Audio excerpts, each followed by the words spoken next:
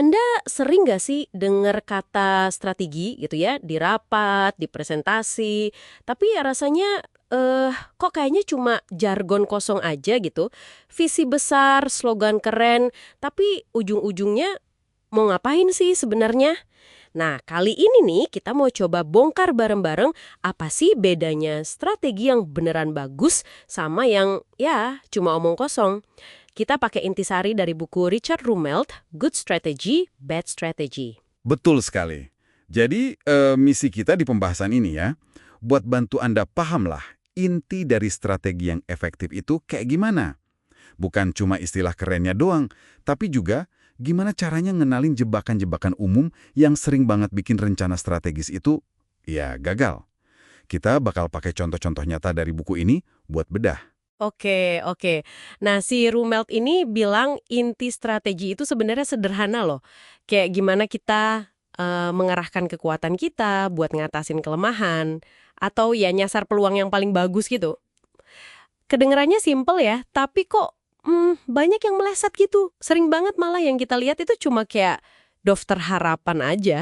Nah, ini dia nih masalahnya.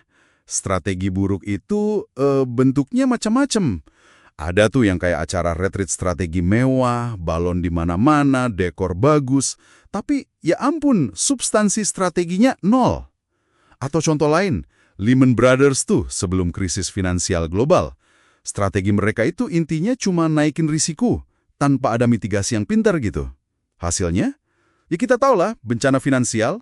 Tunggu, tunggu. Jadi strategi Lehman itu pada dasarnya cuma kayak judi lebih gede tapi nggak pakai jaring pengaman gitu ya? Wah, ngeri juga ya kalau dipikir-pikir.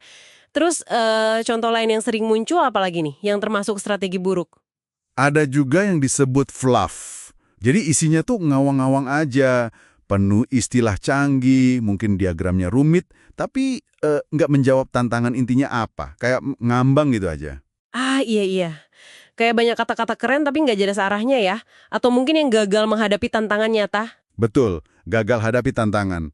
Contohnya kayak International Harvester dulu. Mereka punya rencana, grafiknya tuh model hockey stick, tahu kan? Yang awalnya datar terus tiba-tiba naik tajam gitu. Kelihatannya bagus, tapi mereka kayaknya abai sama masalah mendasar. Misalnya hubungan sama serikat pekerja yang buruk banget waktu itu. Ya akhirnya nggak jalan rencananya. Oke.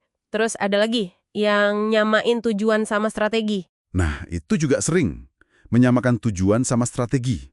Misalnya ada perusahaan bilang, strateginya 2020 plan. Maksudnya, target pertumbuhan 20% sama margin 20%. Itu kan target, ya kan? Bukan strategi. Nggak ada penjelasan gimana caranya mencapai itu secara koheren, secara masuk akal.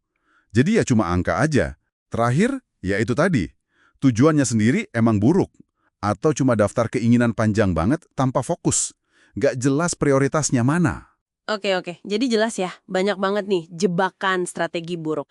Lalu kalau gitu, strategi yang baik menurut Rumut itu kayak gimana sih? Apa gitu intinya? Intinya itu ada di apa yang Rumelt sebut sebagai kernel strategi. Semacam inti atau kerangka dasarnya lah. Sederhana tapi kuat banget. Ada 3 elemen kunci di sini. Pertama, diagnosis. Ini penting banget. Harus jujur ngelihat masalahnya. Identifikasi sifat tantangannya apa, akar masalahnya di mana. Jangan ditutup-tutupi. Diagnosis ya, contohnya gimana tuh biar lebih kebayang? Oke, contohnya Apple deh. Waktu Steve Jobs balik lagi. Kondisinya kan lagi agak kritis ya. Diagnosis Jobs waktu itu simple tapi tajam.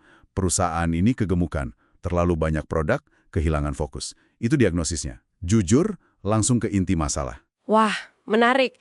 Jadi diagnosisnya justru bilang kebanyakan, bukan kekurangan ya.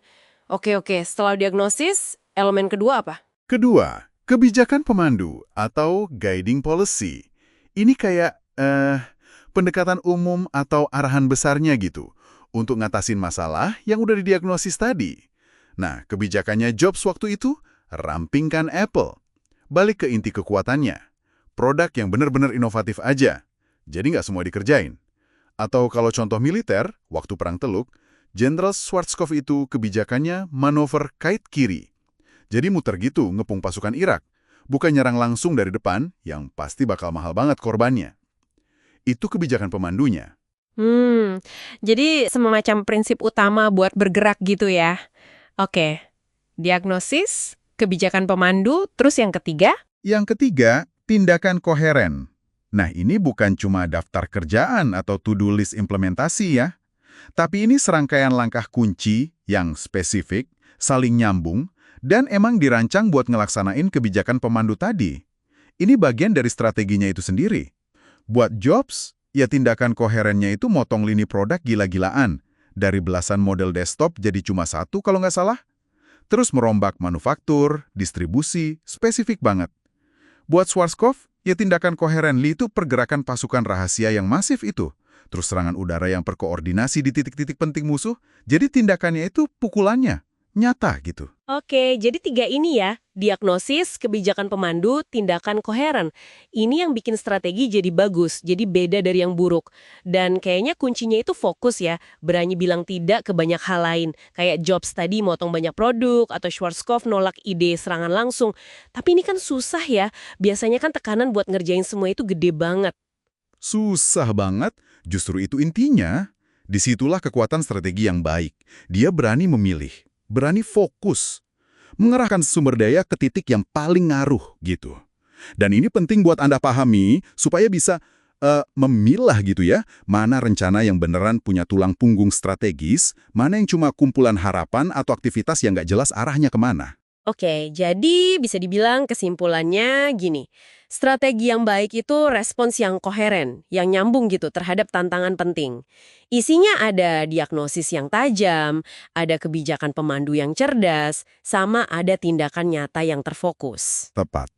Nah, sebaliknya, strategi yang buruk itu seringnya ngindarin itu semua.